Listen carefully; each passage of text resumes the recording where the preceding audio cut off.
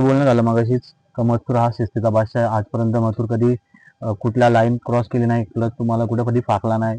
आपण व्हिडिओ त्याची नेहमी बघितले. तर मथुर आपला, तर तुम्ही मथुर बद्दल पण काय सांगाल 2 शब्द? कारण तो मथुरच आहे.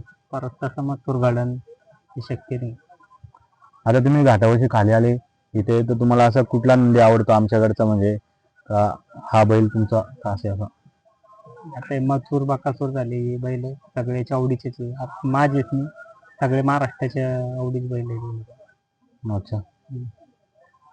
आता तुम्ही आज इथे शर्यत झाल्यानंतर तुम्ही थांबणार आहेत का परत तुमच्या नाही, गावाकडे जाणार आहे आजच्या महिन्यात. आता तुम्ही इतक्या किलोमीटर, किती किलोमीटर आला तुम्ही? आम्हाला 350च्या वर पडला असं नाही माझा.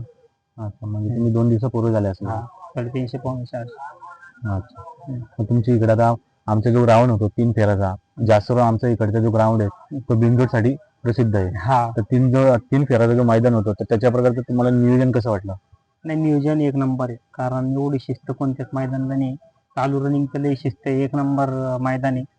कारण कडाचा कोणती गाडी असू द्या त्याला गटालाही अडचण नाही. बरं. एवढी शिस्त आहे मैदानाला. बेरिकेडचे एक सुद्धा माणूस आत नाही.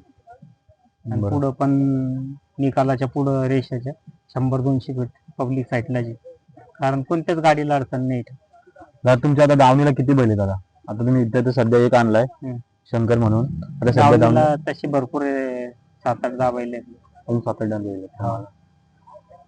चालेल दादा, पुढच्या वाटचालीस तुम्हाला खूप खूप शुभेच्छा. धन्यवाद.